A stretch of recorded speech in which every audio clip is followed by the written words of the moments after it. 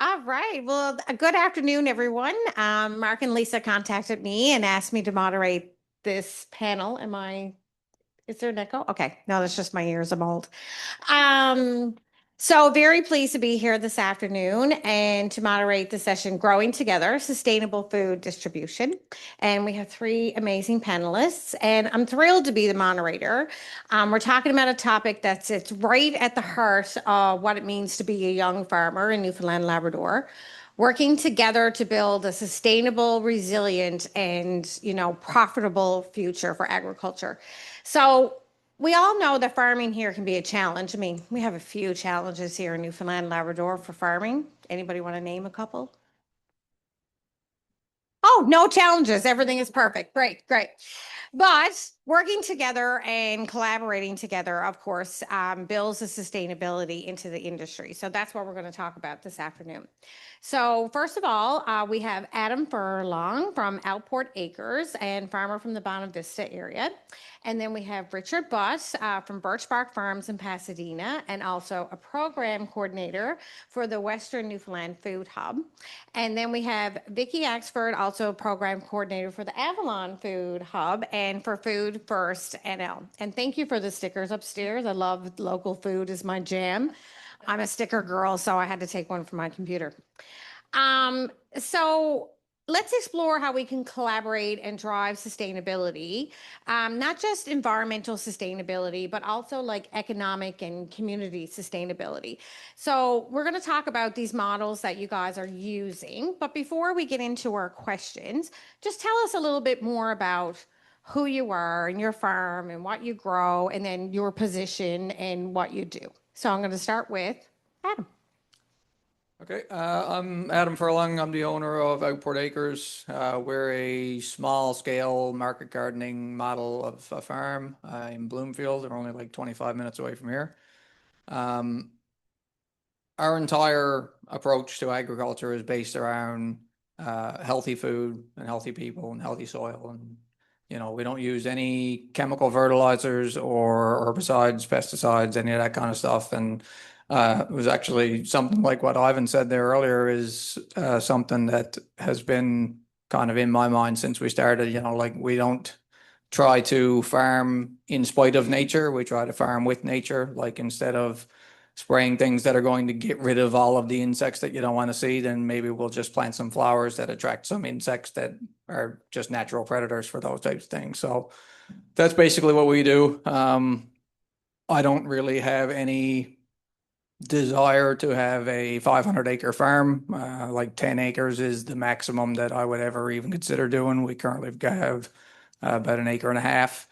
And my whole approach is I would much prefer to have a wide variety in smaller quantities just to feed, a few hundred families around my local community rather than having, the moniker of I grew the most tonnage of potatoes in Newfoundland this year. I don't want to do that. No, I appreciate that. And I think, especially for young farmers, I think that, I hear a lot over the years because I've been around a long time. They want to go big right away and they want to have, the 150, 200 acres. But it's so refreshing, I think, to hear that that's not a goal of yours, is to keep it at a level just to feed, but to feed the community. I think that's awesome. You're Thank you. next, Richard. All right. Yeah. So where do I start? I guess if you asked me 10 years ago if I would be involved in growing food and in the food space, I would have thought you're crazy. But here we are. Every 5 years or so, things really change. But yeah, back in 2015, we bought a homestead property and started having kids, and then all of a sudden, I wanted to stay home and be with my kids. So I started Birchbark Farm. And Birchbark Farm's been on the go now for about 6 years. We're a 1.7 acre market garden growing leafy greens. Spring mix is our biggest seller by far. But we grow kale and tomatoes and cucumbers and peppers and a variety of microgreens and things like that. So it was really a stay-at-home project with my kids. And as that got going, the Food Hub pilot started in Corner Brook in 2021.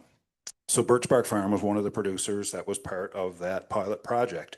And then in 2023, when the Food Hub was ready to kind of launch and be a permanent fixture, hopefully, in Western Newfoundland, I got into the role of coordinator there. So ever since July of 2023, we've been selling local food in Western Newfoundland, 50 weeks a year.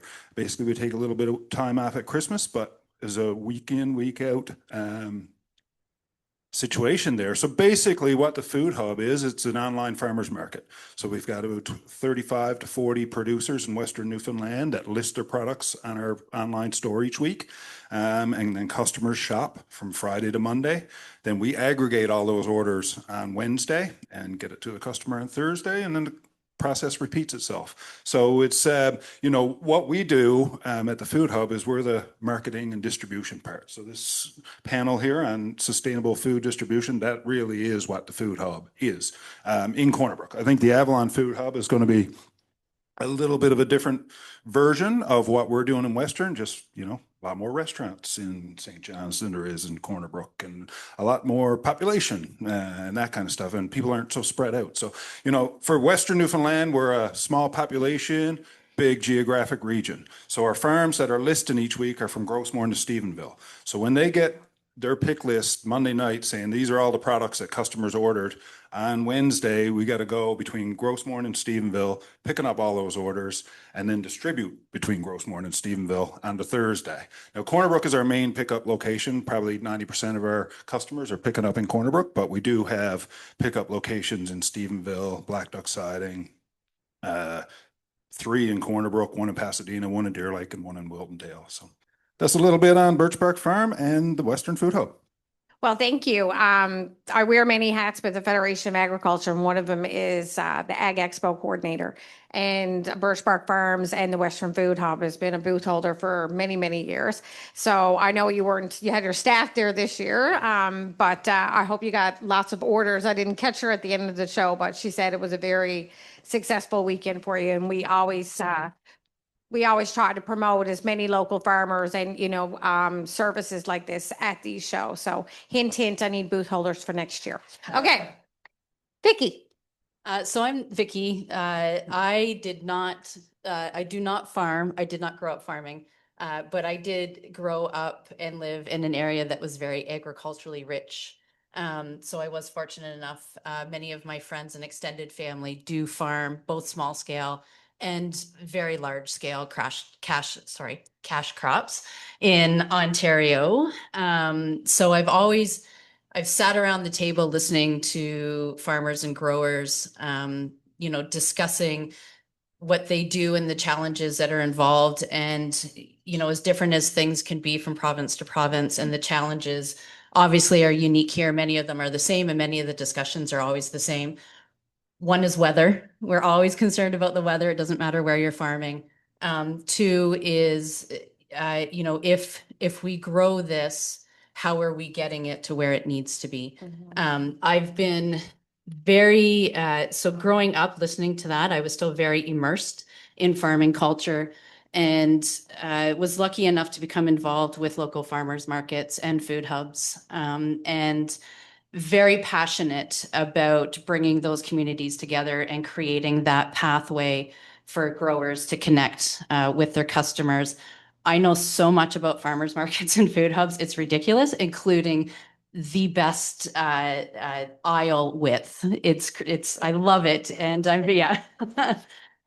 so working with the Avalon Food Hub to get that growing is great. I'm very happy to be in this community again, creating that pathway in the Avalon area. And again, as Richard was saying, so the Avalon Food Hub will, operationally, it's going to run the same. There's the order cycle open. So, people shop at the farmer's market.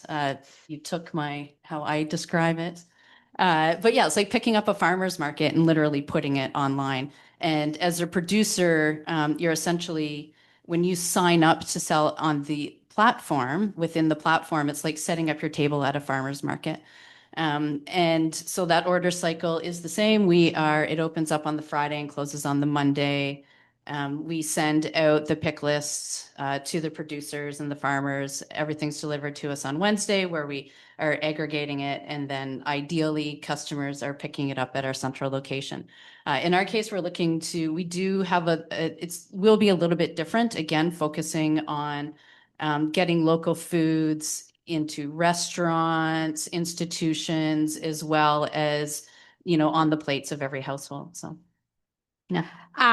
So have you started the Avalon Food Hub? We did. So, yeah. Because I'm from the East, and I was like, I haven't heard about the Avalon Food Hub. I know about the Western, but I haven't heard about the Avalon. So yeah, so we did a softest of the soft launch, where we had we just had some veggie hampers that were available, and we really just opened it up to, friends and staff, and that went well. So we opened it right up last week. So yesterday wow, just last week. Yeah, Okay, a round of applause. She's here, and they just opened last week. That's amazing. Yeah, so it was great. We had more orders than I could have hoped for. We already have more people signing on as customers, and I have many more farmers and producers that are wanting to get on board. So it's great. Yeah, I'm excited. I'm very excited. Well, at the Federation of Agriculture, we will help spread the word. Okay. So I'm going to go back to you now, Adam. What efficiencies or cost savings have you seen through shared distribution or marketing, participating in different programs like this? Well, I used to, when I moved out here to Bloomfield in 2020, and I used to deliver all of our orders to the Avalon Peninsula once a week. So that was usually like a 14 to 16 hour day for me. Once a week, I would drive to St. John's, drive all around God's creation, and drive back. And it was the hardest day of the week. I was completely exhausted every Wednesday when I do that. And it also, a bigger impact, I think, was that it was an entire week or an entire day every week where no work got done at the farm whatsoever because I was just driving all day. So in the last, I think it was a little over 2 years ago, I started working with the Big Feed Club in St. John's. And so now every Wednesday, I just send all of my orders for the Avalon into their warehouse on Topsail Road. They receive it and distribute it all over the Avalon for me. So it's really, I have to pay them to do that, but what's your time worth? So I get a full day on the farm now, extra a week, so I can actually get some work done, get some things planted, get some things harvested, and it's worked out in favor overall for sure. And how about you, Richard? Yeah, so like I say, going from Grossmore to Stephenville is a lot of driving. So both us here at the Western Food Hub and the Avalon Food Hub, we've got Ford e-Transit. So we got fully electric delivery vehicles.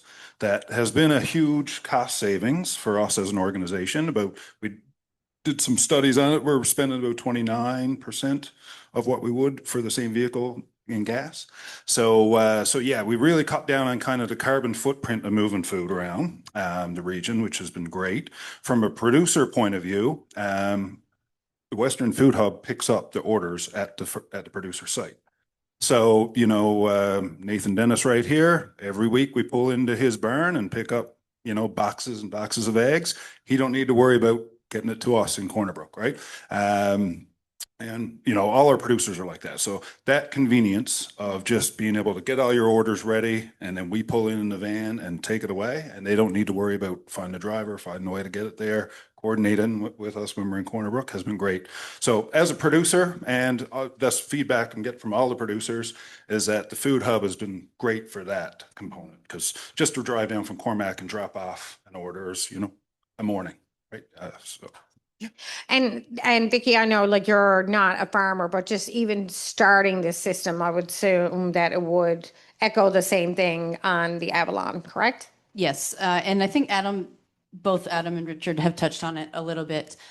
Working with a food hub, one of the things that we are able to do is, cut some of those costs and allow growers and producers to spend their resources on other areas like growing the food. And so as a food hub, we as much as we would like you to promote that you're selling through the food hub, we are taking care of all those things, the logistics on deliveries, the marketing, the advertising, collect, the accounting, all of those pieces. So it can, not only is it opening up, potential to reach customers that you wouldn't have necessarily reached before, it's also allowing you to focus a little more time. You're reaching those new customers and ideally making more money, but you're also able to focus on other things because we're doing a lot of that, like running of the business piece. So I see the benefits for sure in joining this type of platform. So is there a cost to farmers to participate? Like, how does that work? Like, how do you get revenue back to be able to, deliver on this as a organization? So Sorry, that wasn't in the questions. I'm throwing ones at them now. So no, there's a cost to run it, obviously. There's a cost to operate it. And there's many food hubs, across Canada, and how they cover those costs are different. For us, this is Food First NL is a not-for-profit, and both of our hubs are social enterprises. So we just kind of want to cover the costs. But It's so like- how we're doing it is there's no cost to sign up for the Okay. farmer and the growers. So there's no, at least that's how Avalon Food Hub is doing it. I'm pretty sure. Yeah. So we are adding a markup to the customer. So the customer sees, you set the prices and then the customer sees a bit of a markup. And that's how we're, hoping to cover some of those operational costs. I bet it's not as high as grocery stores. It is definitely not the size grocery I don't stores. see if anybody's in here, but Well, local. it still leaves the grower, you still are deciding how much you would like to receive for the product that you've worked so hard to grow. Okay. So, And I think it's just explaining more so Yeah. how it works, right? Yeah. So you can contact either one of you, sign up, get your logo, your brand, you're a part of this, and we then will help you with that. Okay. All right. That's where I was going. We know you're busy. Yes. Okay. So for community and food security, going back to you now, Adam, how does the food distribution systems strengthen the local food systems here in Newfoundland and Labrador? It's kind of a hard question. I think an underlying thing there that a lot of people don't really think about is the nutritional value of the food that you're getting currently. Because, if you go into the grocery store and like I've tried to get this across to a lot of people over the years, if just go in, pick up the things that you're going to buy this week anyways, and then just look at the label, which most people don't do. And 95% of it or more is from, at closest, other Atlantic provinces. Most of it is from Ontario, Western Canada, the States, South America. And Well, we so- have beef in the grocery stores from Australia now. Yeah. So, I mean, I always try to explain it as, a vegetable is a plant, it's a living thing. You harvest the vegetable off the plant, and technically it immediately slowly starts dying. So if that spends 2 weeks in the back of a truck, travels 6,000 kilometers to get to you, a lot of the nutritional value that had when it was harvested is gone by the time you feed it to your kids. So if you can get something from me or anybody else here in Newfoundland, it's a lot more nutritionally valuable to your family, to your health. And I think that is a big benefit that doesn't really get thought about as much as it should. Okay. I'm going to direct the same question to you, Richard.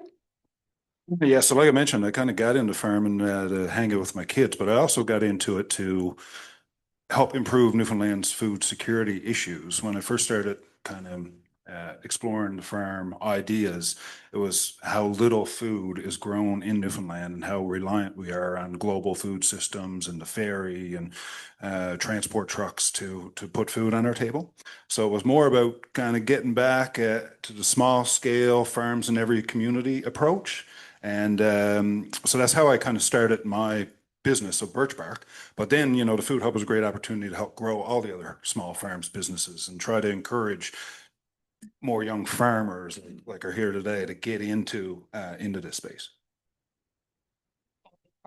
Anything from my Eastern Yeah, so Adam, that is one of the things about food hubs and farmers markets is it does reduce that travel time, which is great in so many ways. Not only does it help retain the nutritional value of the foods that we're eating, but there's also, the climate impact is less and all of those things. And we're saving money as well, like economically, because it's not traveling as far and those types of things. And it is connecting, you're a little bit closer to who grew your food, the customer and the farmer a lot more connected. And I've seen a lot over the last couple of years that, people are more and more, especially I think since COVID, I always try to see silver linings in, catastrophes.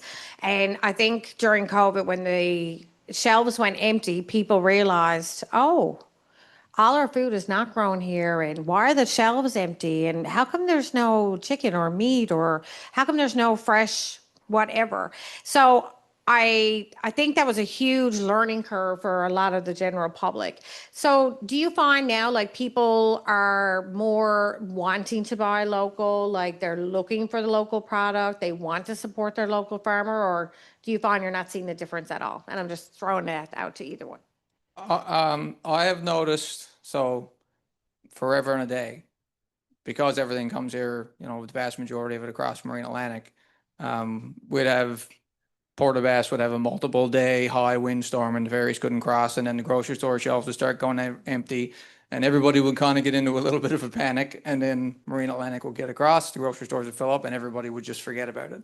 And I really found that in January 2020, when we had the whole Snowmageddon event in St. John's, which shut down the whole peninsula, and then as soon as that got cleared up, the pandemic happened, and it was just like the grocery shelves are empty, and they're empty again, and they're empty again next week, and now they're full, and they're empty again, and we've got global supply chain issues and everything. And I feel like ever since 2020, it kind of came into people's minds, but it didn't fade away this time. Everybody kind of sticks with it and remembers it and realizes that it's a major problem for the province, especially the island part of the province.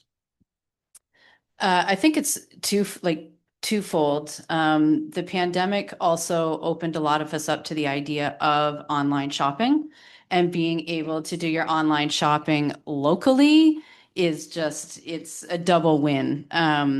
I feel that wanting to buy local has increased, not just because of the pandemic, but because of other things that are going on in the world these days as well. So, as many avenues as we can create to connect people to local foods. And I think it's important. And I think you're right. It's not going away. So. Yeah, and I mean, we're creatures of habit. We have our routines, and I find the biggest challenge for us at the Food Hub is getting people to make shopping at the Food Hub part of their weekly grocery shopping routine. They walk the same aisles at Dominion or Coleman's or Sobeys or wherever they go, or Walmart or Costco, week in, week out. Just getting them to place that Food Hub order week in, week out has been a challenge. So we're picking up customers at a rate of about 2 customers per day are signing up at the Western Newfoundland Food Hub. So we went from 400 customers to about 2,700 in the last couple of years, but we've never got over 100 orders a week. So where our customer base is growing and growing and growing, but to actually place an order is a whole nother thing. So every time I'm walking around, everyone's saying how much of a great idea this is, great idea. And I'm like, you've never ordered. I don't say this, but in the back of my mind, yeah, it is a great idea. You should order. But yeah, no, getting people to actually order has been a challenge. So just rough numbers, we got about 0.5% of the corner population ordering through the Food Hub, which is a very small. To get to 6% of households in Corner Brook would make us a sustainable social enterprise, financially speaking. I'm a creeper on your website. I am, I'll admit it. I'm not on the West Coast. I get the privilege of working on the West Coast, but I always like to see what products there, what local product, what you're offering. So I mean, I'm one of those creepers on the website. Vicki? Yeah. So yeah, the Food Hub is like any small business. People think it's a great idea, but getting them to actually shop. I know it's one of your questions. I'm jumping ahead. That's okay. But that is one of the challenges is getting people to to order on a regular basis. But with the Food Hub, it's a little more unique because we keep using the farmers market comparisons, which it is. But one of the pieces we need to recreate and that we work very hard to recreate is that seeing people's faces. When you walk around a farmer's market, you can actually speak with the grower and the producer. And what do I do with this striped beet? And, you know, what am I going to do with the turnip and those types of things? So working on things like that, like recreating that welcoming experience, even though you're clicking a button. And I think the pickup points, like Western has done that really well. Yeah. At the pickup, it's, you know, you feel good. I know. Good picking it up. And I was one of those, you know, when I lived in St. John's, I recently just moved, but when I lived in St. John's, that was the experience though. Myself and daughter went to the St. John's Farmers Markets every Saturday. She went to see the waffle lady. I talked to all the farmers. You know, we did our little roundabout. We had a coffee. We had some, you know, saw the cabbage roll lady. You know, I like the cabbage rolls. But it's an experience. So it is different from ordering something online from a picture. So how do you think we change that? Now we're totally off script. Yeah, but- no, I mean, it is a nice experience, but like, you know, a lot of the customers at the Western Food Hub would take a Sunday and drive the farms of Western Newfoundland. Now they find it super convenient that they can shop all these farms from Stephenville to Grossmore in one spot and pick up at a pickup location down the road. So it is super convenient, but yeah, getting people into the routine is the challenge. Do you think we're going completely off script now? But do you think that there's any kind of an opportunity with the Food Hub to like put off, like offer up to the Food Hub customers to put off an event at different farms each week, so that like all the customers can come out and visit one of the farmers if they want to every week? So visiting farms, it might be one thing, but we have invited producers to the Food Hub to kind of be giving out samples or just be talking about their farm. But this is another great idea. That is something that I did with the online virtual farmers market that I coordinated and ran in Ontario. We did offer that. Some of the farms were willing to do that. It's not, I mean, it's a great idea. And it was well received actually you. when I did it before. So Thank you, and you're welcome. I know, I was like, where's my notebook? Well, I know Agriculture in Classroom has a lot of videos for farms, so maybe they can start filming some of your farmers, and then we can put it on your website. At least they can virtually see what they're growing on a farm. I don't know. We're brainstorming up here now. Okay. Pardon me. Oh, and Adam's already a star of the show, apparently. Thank you, Chelsea. Okay. So how can these systems like help young farmers enter the market, and like how can we get them involved? Yeah, so things like food hubs, very easy to start. As a new producer, if you got one product or two or five or whatever, and you're just getting going, to sell through the food hub is easy. To get into a grocery store, there's a lot more steps. So it is a very low barrier of entry. But is it something that you look for every week? Like, okay, you have to guarantee like so many boxes every single week, or they approach you and say, you know, well, this week I got a harvest of A, in 2 weeks I got a harvest of B. Like, just like walk us through that little piece. So much like if you were selling at a farmer's market, the farmer or the vendor is deciding how much is available to sell in that order cycle. So during that specific market. In my experience, farmers have used it differently. So some farmers will anticipate how much they might have available, or they might be able to, you know, produce or harvest.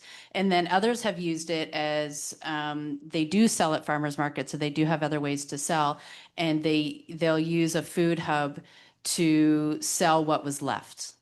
So if you only have 5 bunches of carrots left, you're setting your inventory and you're setting your prices. Yeah. So if you only have 5 bunches of carrots, then you only have 5 bunches of carrots, and ideally they'll sell out. So there's no waste that way. Yeah, and like is this still on? Anyway, oh, here we go. Yeah, but we kind of got two different types of producers. So Nathan Dennis, I'll pick on you again.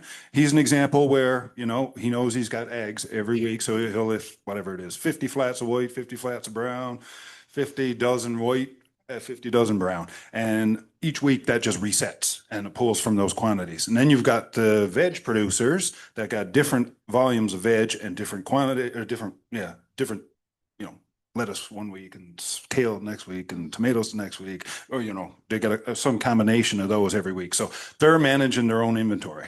So they log in behind the scenes, they're managing all that inventory. Someone like Nathan don't even look at his inventory. He just knows that you can sell away and then it's going to reset again next week. So, you know, and our cheese is kind of like that as well. They know that they've got, you know, this many taco cream cheese, this many plain cream cheese. Mac Cheese Company. Cormac Cheese Company, get to the East Yum. Coast. Yeah, that's, Oh, yeah. And I guess I asked that question because I didn't want someone who was starting off on a smaller scale to say, well, I probably don't have the quantity for this, or I don't have like the consistency. Whereas we hear from supermarket chains, like, you know, supply and demand, it has to be on a consistent, regular basis. So that's why I It's one of the great things about a food hub is, again, if you only have a few items to sell, then you can jump on and sell those few items.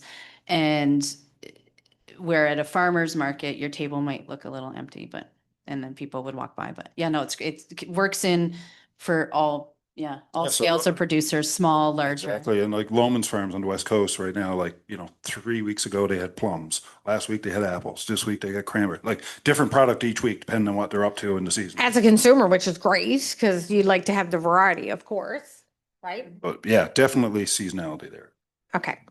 I'm a bad moderator, forgot my timer at the table, so just give me a little when I'm starting to run out. Okay.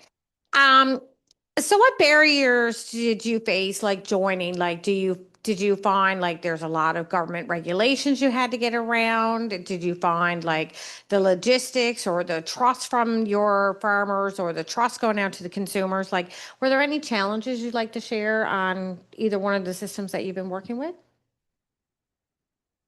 I didn't really find any barriers. Like I used to sell things through the Killer Coast Food Hub before it became the Avalon Food Hub. So I didn't really find any barriers in joining up with a program like that. We already had certain things in place, like food safety certification and things that we needed to have in place for farmers markets and restaurant sales and stuff like that. So we already had that certification in place, and it was more of just the process of signing up and updating our inventory, which is pretty easy and supported if you have any issues with it. So Okay.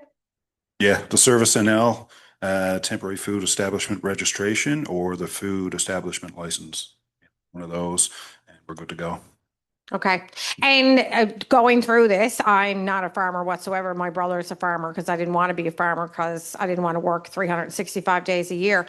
So, but going through that, I went through the temporary food license process in running the Ag Expos because we had to have them for the shows. And I have to say, this year I put in applications and we got them back within days. Like it didn't happen that way in previous years, but they got a lot of new staff and I think more staff on as well. So it's don't be afraid of that system because the process is pretty simple. Yeah, for sure. Like soon as you mention to a new producer that they got to go register with Service NL, Like- kind of, Yeah. but it's literally a one-page application. And from Service NL's point of view, they just want to know who's producing what and a list of items you're producing. But you know, we're very direct customer, so it's easy traceability.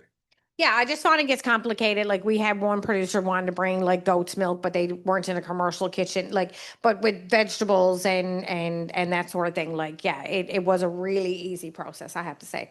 Vicki, did you want to say anything? Okay. So we're here, of course, young farmers and, you know, the Newfoundland and Labrador Federation of Agriculture, our motto is farmers for farmers. And then we have other government officials here, you know, Jonathan and Angela and new person's name, I forgot already. Andrew, thank you. And they're here with the Department of Forestry, Fisheries and Agri-Foods, and they have all kinds of programming.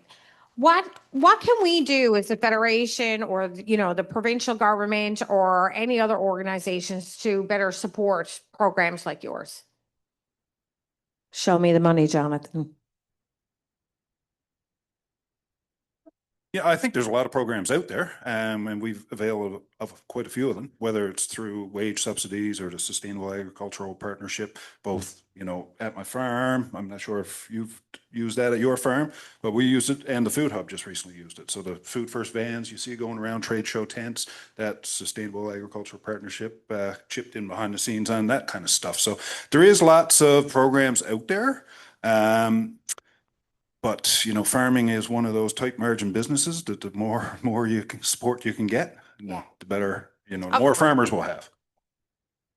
Any comment, Adam? Yeah, I've had, I think a lot of people would who have had any experience with crown lands in the province would probably agree with me. I've had a very painful experience with crown lands. It takes a long time to get anything processed through them, and a lot of the time it's very unresponsive and unnecessary delays and stuff. And I mean, our business plan was essentially delayed by about 4 years because of delays trying to deal with crown lands. So expediting those kind of processes and just getting things out of the way that are not necessary to be in the way, I think would help a lot for producers like myself.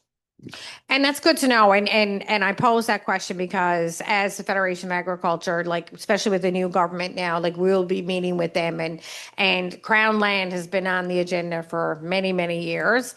And this is me talking personally. It really has to change. I just don't know how we're going to get it changed, but it does. So anything you can think of, and same thing if anybody else in the audience thinks of a challenge or issue that you would like the Federation to bring to these meetings on your behalf, so please let us know. Any other comments on programs?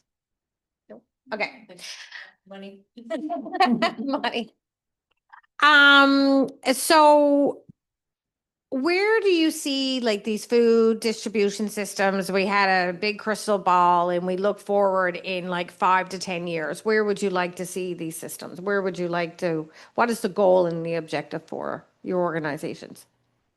That the hubs grow to cover all of Newfoundland and Labrador, that we're able to, create those pathways everywhere, that everyone has access to the fresh foods.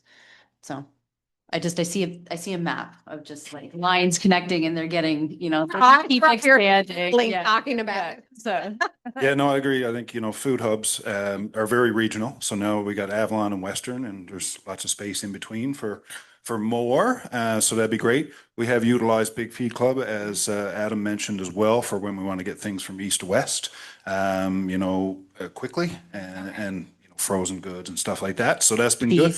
Rudy's Courier is another one that's kind of pushing here lately to want to get back into this space. They started as Rudy's Food Movers, and they were our courier when we first started. Yes.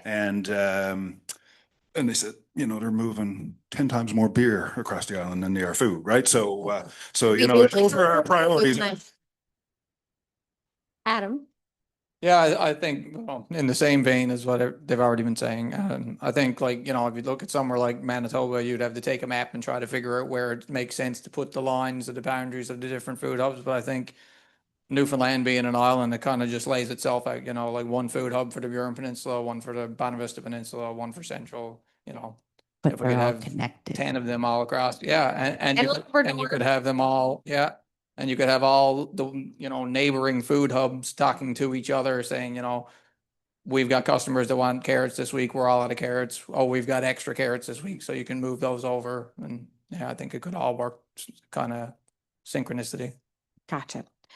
Am I doing good for time? Yeah.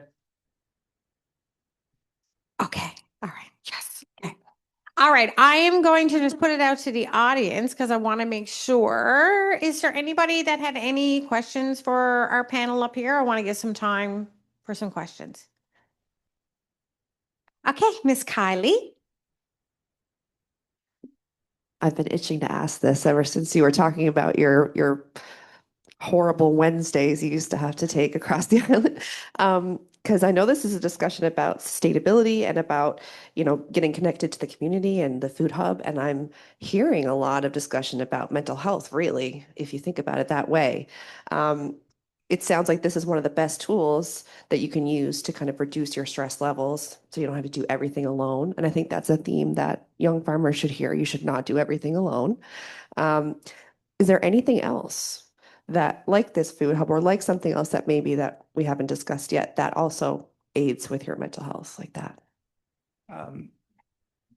For me, as a farmer, I kind of struggle finding the balance with all that because like it's great financially to move off a bunch of sales to a restaurant or a food hub or a grocery store, but it's kind of depersonalized for me. You know, I produce the things that all leaves the farm and then I don't ever talk to anybody.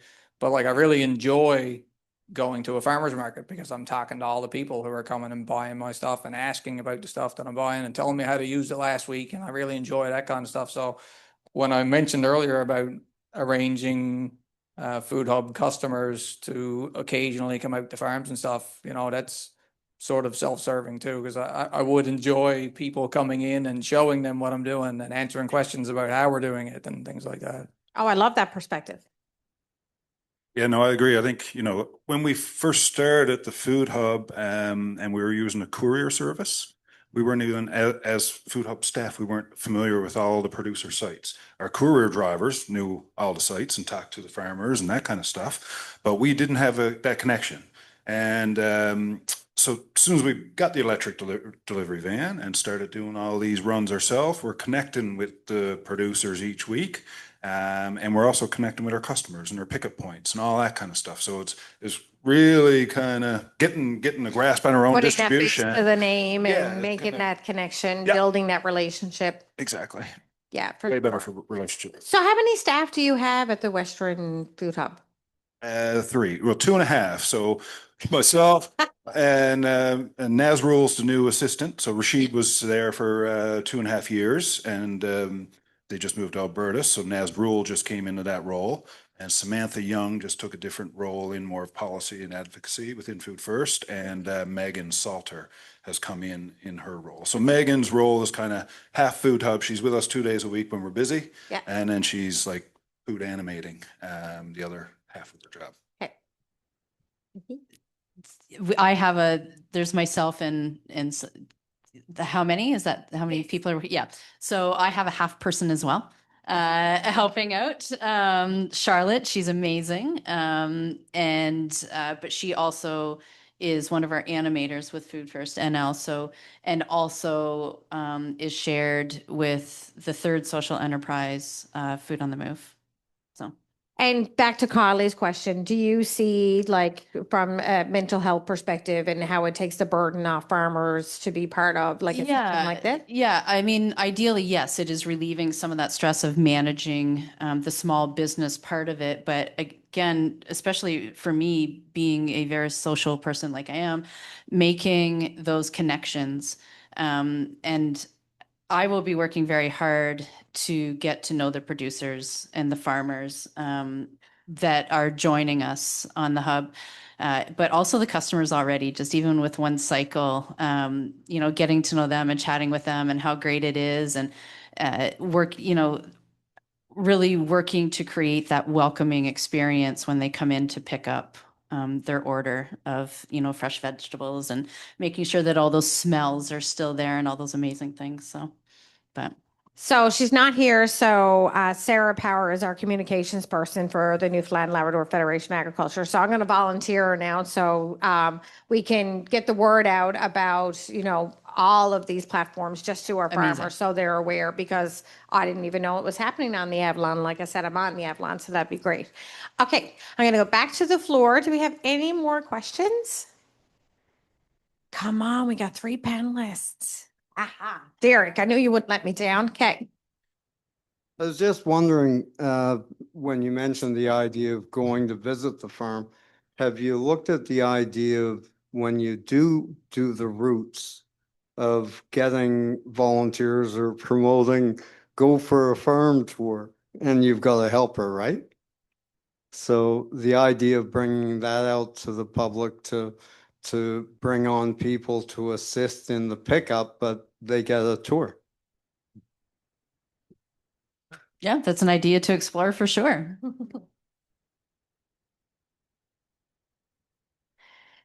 Anybody else? Okay. I was curious if you had any plans to do value-added product as well? If that would be part of the social enterprise going forward or future plans? We definitely have products that I consider to be value added. The baked goods. Yeah. So, the tamales were a great hit yesterday they're still talking about it online today, actually, are the tamales. But that is a producer, that she is using as many local ingredients as she can possibly get, plus, and making these amazing tamales and empanadas. So value added items for sure. Yes. Yeah, and the approach we've been taking so far is, if it's produced here or processed here, we'll do it because, some of our butchers all their meat might not be 100% local, but it's 100% butchered locally. But, so that type of thing. So there is kind of gray area there where to draw the line because we're pushing the local food thing. And, there are products that are right on that line, Yeah, no, there's no reselling on the platform. So there's no reselling, but as a general rule, if, you've grown it, made it, or enhanced it. But yeah, with the focus being on the locally grown and locally made items. So with the beef, I'm assuming it's, of course, we support local wherever we can, but it's that consistency of supply too, right? Where the beef is still that industry. Yeah, but we're still not as growing. concerned about consistent supply as a grocery store would be. Like I say, producers can choose to list or not list every week. So if they're going on vacation for 3 weeks, they can just not list and go on their vacation. And as soon as they get back, add inventory and start again. So that consistency part is not as key for us. Yeah. Because I work with the cattle producers and I've had that question to me as well. I only got one cow. I won't have another one for another month and we send it to abattoir. So yeah, same thing. Same thing, yeah. Not Like- too big, not too small, Right now, like actually in the last 2 weeks, our Countryside Abattoir and D&D Abattoir haven't listed because they're so busy with moose, Yes. right? So they're just, you don't even have time to list on the Food Hub, We're- Do you have moose on the Food Hub? No, we're not allowed to sell moose on the Food Hub, So, yeah. Okay.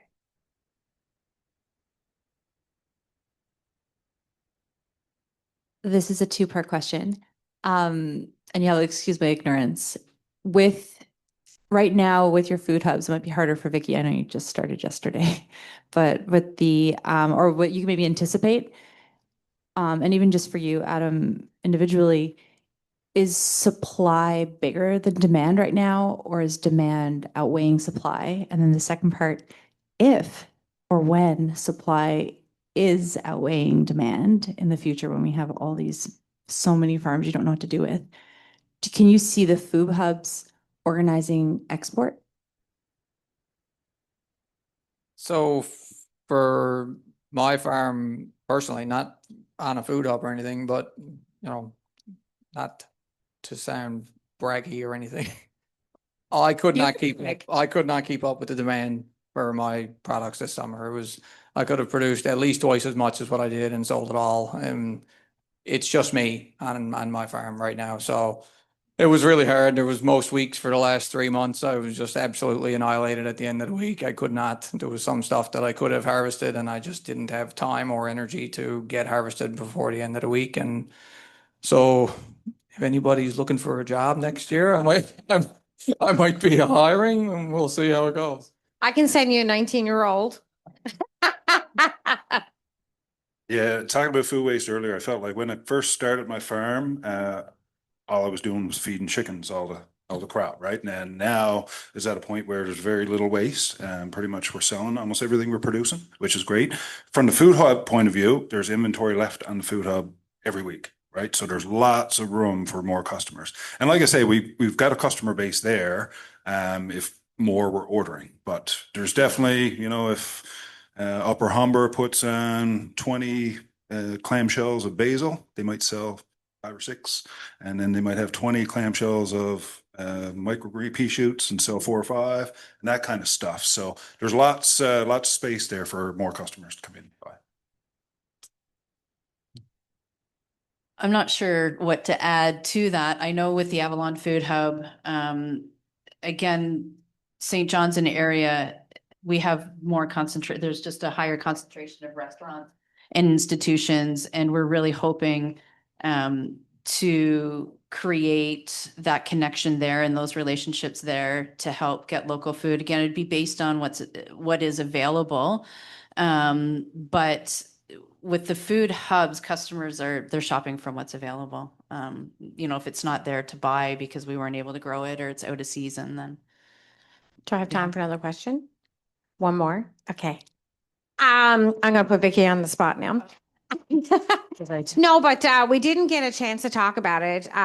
Clients and customers and farms. But I think it's really interesting breaking into that restaurant market, and I find it really interesting because I'm actually working with the government right now with their culinary tourism, and I sat down with their team, and they're like, you know what? I think we need to bring farmers to the table for this culinary tourism. I'm like, I think that would be a very smart That move. might be a good idea. Yeah.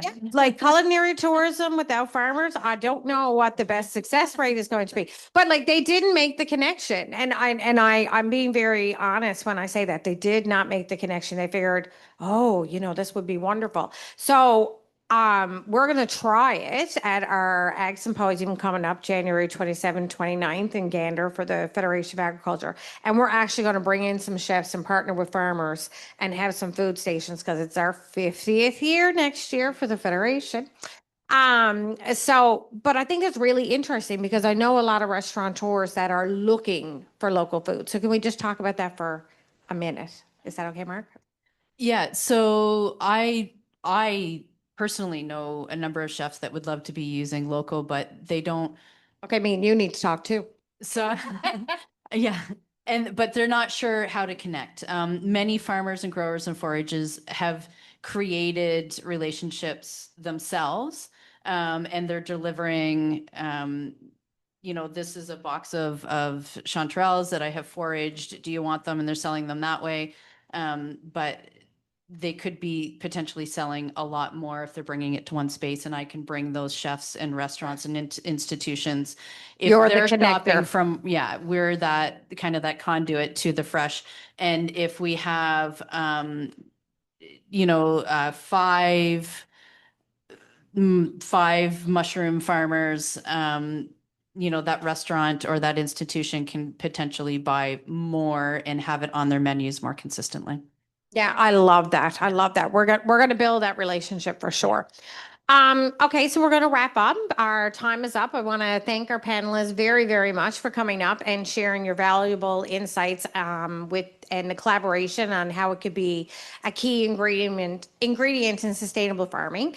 For all the young farmers here today, I encourage you to think about how working together could open up new doors for your farm, especially with these challenging times. And, we face a lot of drought this year. So I know farming is always challenging. There always comes up with extra challenges, especially this year. But like just opening those doors for your farms, your communities, and just for the future of agriculture in Newfoundland and Labrador. So let's keep growing together, farmers for farmers.